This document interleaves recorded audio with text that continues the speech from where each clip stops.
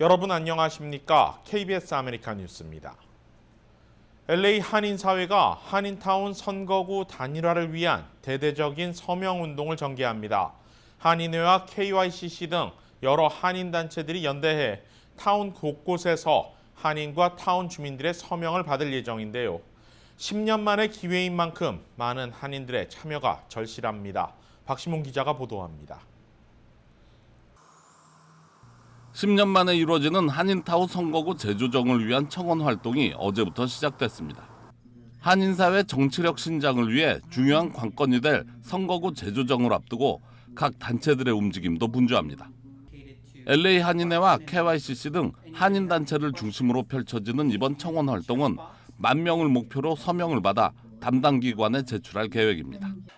이번에 이제 그 많은 시민들이 같이 참여를 하셔가지고 이제 목소리를 높일 수 있게끔 저희가 이제 그 한인 단체들끼리 이제 TF팀을 만들어서 지금 계속 미팅을 하고 있는데 선거구 재조정은 10년에 한 번씩 이루어지는데 그동안 한인타운은 4개의 지역구와 겹쳐 단일화를 하지 못하고 있는 실정입니다.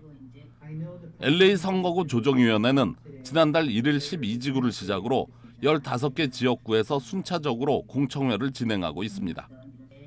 현재 선거구의 단일화를 위해서는 한인타운이 포함된 4개의 지역구와 각각 미팅을 해야 하는데 현재 2곳의 지역구와 미팅이 남아 있습니다. 지금 남은 게 1지구하고 10지구입니다.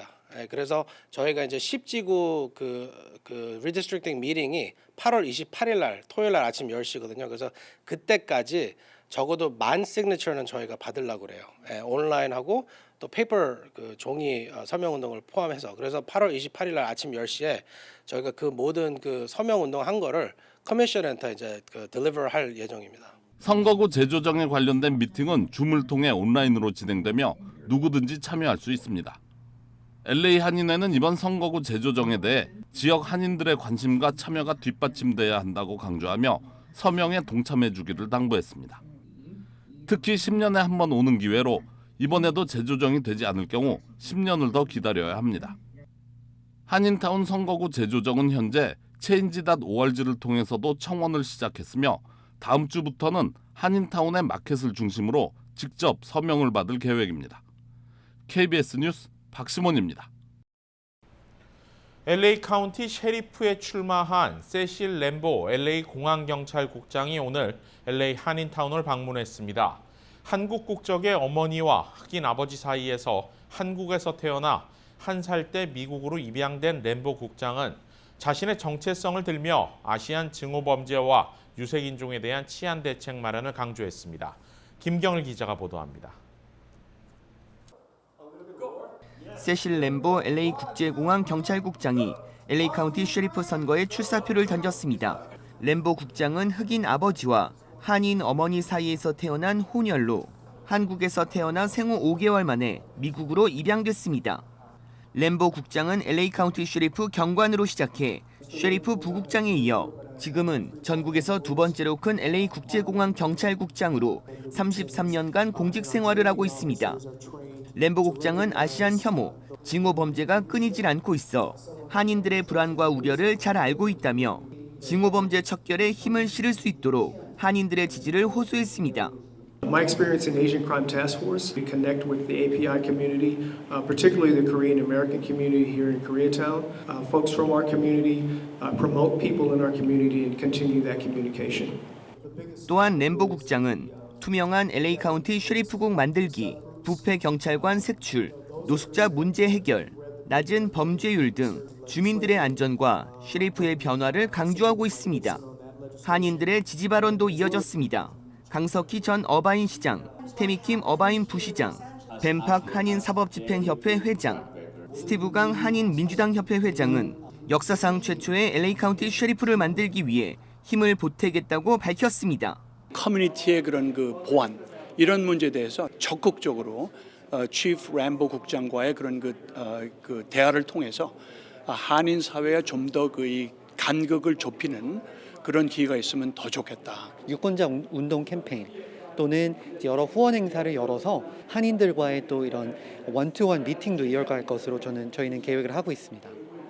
현재 램보 국장은 지역 정치인들의 지지를 받고 있습니다. 여기에 한인사회 지지는 쉐리프 당선의 스윙보트가 될 전망입니다. 한인 지지자들은 징후범죄 예방 캠페인과 간담회 등을 램보 국장과 함께 개최해 한인 사회의 지지를 이끌어내겠다는 계획입니다. KBS 뉴스 김경일입니다. LA 카운티가 모든 카운티 공무원들을 대상으로 백신 접종을 의무화할 것을 결정했습니다. 델타 변이 바이러스 확산에 따른 것인데 오는 10월 1일부터 적용됩니다. 이우수 기자입니다. LA 카운티가 공무원들의 백신 접종을 의무화시키는 행정명령을 발효했습니다. 당초 다음 주쯤 논의를 거쳐 검토될 예정이었지만 바이러스가 급속도로 확산되며 행정명령으로 전환된 겁니다. LA 카운티 일지구 힐다 솔리스 슈퍼바이저가 발효한 이 행정명령은 2달여간의 유예기간을 거친 뒤 오는 10월 1일부터 의무화됩니다. 이번 행정명령으로 11만 명에 달하는 LA 카운티 소속 공무원들은 반드시 백신을 접종받아야 합니다.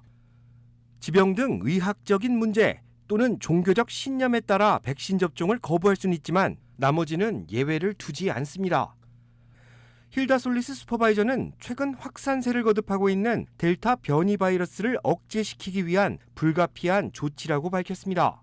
LA 카운티에서는 어제 하루 3,734명의 신규 확진자가 나왔는데 지난 2월 이후 집계된 수치 중 최대치입니다. 집단 면역 형성을 위해서는 전체 인구의 70에서 85% 상당이 백신을 접종받아야 합니다. 캘리포니아주의 1, 2차 접종 완료는 54% 수준, 최소 한 번 이상 백신을 접종받은 인구는 전체 주민의 61.7% 수준에 머물고 있습니다. 이번 행정명령으로 얼마나 더 많은 시민들이 백신 접종을 받게 될지는 미지수지만 지금보다 집단면역 형성 수치에 한 걸음 더 다가서는 데 도움이 될 것이라는 기대입니다. KBS 뉴스 이우수입니다. 캘리포니아주 보건당국이 주내 모든 의료업계 종사자들의 백신 접종을 의무화한다고 밝혔습니다. 당초 접종 거부 시 매주 검사를 받을 수 있도록 한 예외 조항을 없애고 한층 강화된 조치를 내렸습니다. 캘리포니아주 보건국은 오늘 주내 모든 의료업계 종사자들에게 반드시 백신 접종을 마칠 것을 의무화하는 명령을 내렸습니다. 의사와 간호사, 클리닉 종사자, 장기 요양시설 근무자 등 모두 220만 명을 대상으로 한 명령입니다. 보건국은 시기와 접종 횟수까지 정확히 명시했습니다. 시기는 오는 9월 30일까지, 접종은 화이자와 모더나 등 mRNA 계열의 백신의 경우에도 2차까지 접종을 반드시 완료해야 합니다. 당초 지난달 개빈 뉴섬 캘리포니아 주지사는 의료업계 종사자들에게 백신 접종 완료 또는 접종 거부 시 매주 코로나19 검사 사이에서 선택할 수 있도록 하겠다고 밝혔지만 이번 명령에는 예외 조항 자체를 없앴습니다.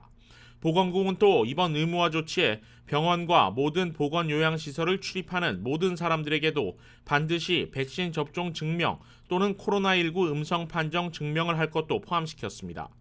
주 보건당국은 이번 명령에 불응할 경우 별도의 제재 조치는 명시하지 않았습니다.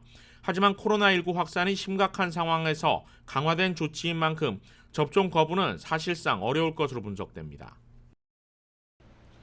연방정부가 대법원 판결로 연장이 불가능해진 세입자 퇴거 유예 조치를 대처하는 새로운 연장안을 발표했다고 어제 보도해드렸는데요.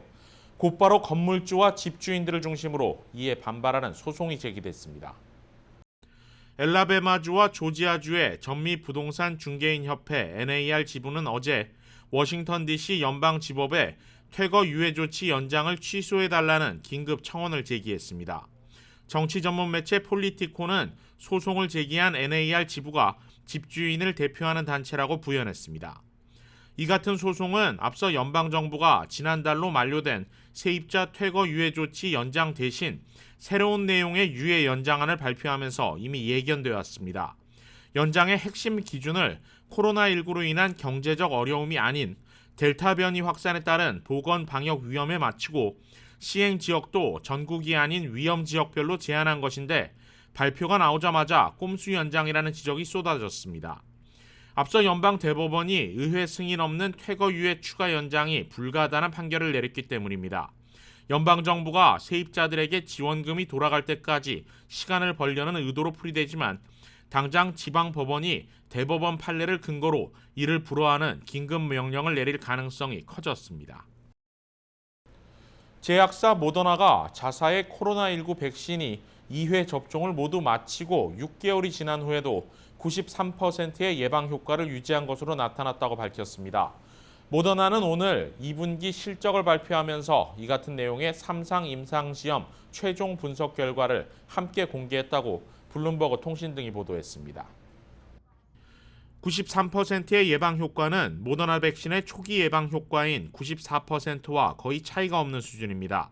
모더나와 비슷한 mRNA 기반의 화이자 바이오엔테크 백신은 예방 효과가 초기 95%에서 6개월 후 84%로 떨어지는 것으로 나타난 바 있습니다. 미국 언론들은 모더나의 최신 분석 결과가 아직 의학 전문 학술지를 통해 정식 출판된 것은 아니라고 전했습니다. 모더나는 또 변이 바이러스를 막기 위한 추가 접종용 백신 3종의 이상 임상시험 결과 이들 백신이 델타를 비롯한 3가지 변이 바이러스에 대해 왕성한 항체 반응을 생성했다고 덧붙였습니다. 한편 미국 내에서 4번째로 긴급 사용 승인을 신청할 것으로 알려졌던 제약사 노바백스는 당초 3분기 중 신청 계획을 4분기로 연기하겠다고 밝혔습니다.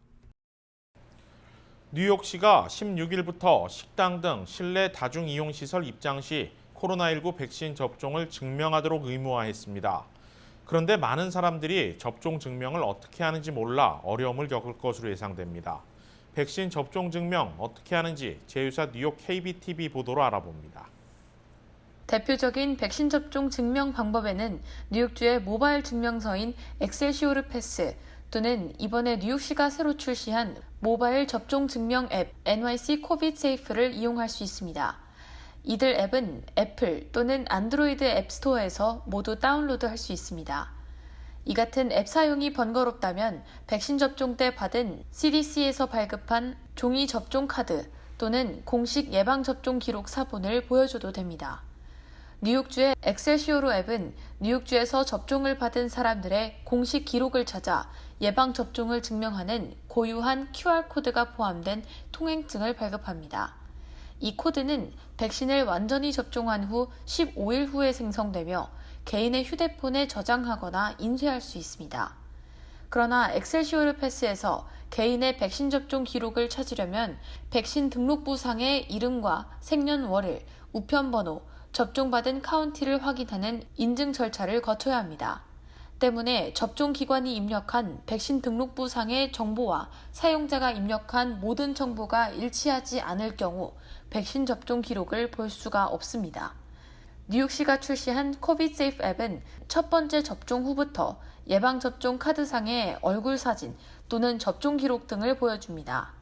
하지만 뉴욕주의 엑셀시오르 패스와 달리 앱 사용 시 인증 절차를 거치지 않기 때문에 사용자가 쉽게 가짜 서류를 업로드할 수 있다는 지적도 나와 이 부분은 보완이 필요할 것으로 보입니다. KBTV 뉴스 김은지입니다. LA시의 유일한 한인 시의원인 존리 제12지구 LA 시의원이 지역 주민들을 위한 찾아가는 이동 클리닉 확대에 나섰습니다. 존리 시의원 사무실 측은 오늘 보도자료를 통해 의료 지원 비영리 단체인 미션시티 커뮤니티 네트워크와 파트너십을 맺고 저소득층과 의료 지원이 필요한 주민들을 위해 지역군의 이동식 클리닉을 늘려나가기로 했다고 밝혔습니다. 오늘 첫 파트너십 행사로 열린 이동식 클리닉에는 지역 주민 100여 명이 참석해 치과 치료와 함께 코로나 백신 접종과 검사 서비스를 받았습니다. LAPD 대본셔 경찰서 산하 유스센터에서 열린 이날 행사에는 센터 관계자들이 자원봉사자로 나섰으며 밸리 지역 대표적 홈리스 지원단체인 호프 오브 더 밸리, 보이스 오브 아메리칸 등 관계자들도 방문해 클리닉 시설을 둘러보고 추후 협력을 논의했습니다. 존리 시의원은 관할 지역군의 주민들은 물론 홈리스 등 소외 계층을 위한 정신건강 치료 등 향후에도 다양한 의료 서비스를 제공하기 위해 노력하겠다고 밝혔습니다. LA 한국문화원이 지역 작가 대상 공모전을 통해 당선된 39명의 그룹 작가 전시회를 내일부터 3주 동안 개최합니다. 리플렉션이라는 주제로 열리는 이번 전시회는 예술가들의 시대 반영과 관찰자들이 느끼는 생각을 마치 거울에 비춰 하나의 예술로 만들고자 하는 의미를 담았습니다. 이번 전시회의 부제는 아트로 서로 다른 문화를 만나다인데 이는 작품을 통한 시대와 문화에 대한 이해, 소통의 목적을 담았습니다. 이번 행사는 한인 예술가를 비롯한 다양한 문화적 배경을 갖고 있는 커뮤니티 작가들의 예술 작품을 전시해 커뮤니티 간 문화 교류의 폭을 넓히고자 기획됐습니다. 지역 예술 비영리 단체 라운치와의 협업을 통해 앞서 열린 공모전과 함께 기획됐으며 유화와 사진, 설치미술, 비디오 아트 등 다양한 작품 46점이 전시됩니다. 박유진 LA 한국문화원장은 한국 문화를 홍보하는 동시에 다른 문화도 함께 나누는 장으로 문화원 공간을 활용하고 있다며 이번 전시를 통해 다양한 문화 배경을 가진 작가들의 작품을 교류하고 감상하는 기회가 되길 바란다고 말했습니다. KBS 아메리칸 뉴스는 시청자들의 의견을 소중히 생각합니다. KBS 아메리칸 뉴스 마칩니다. 고맙습니다.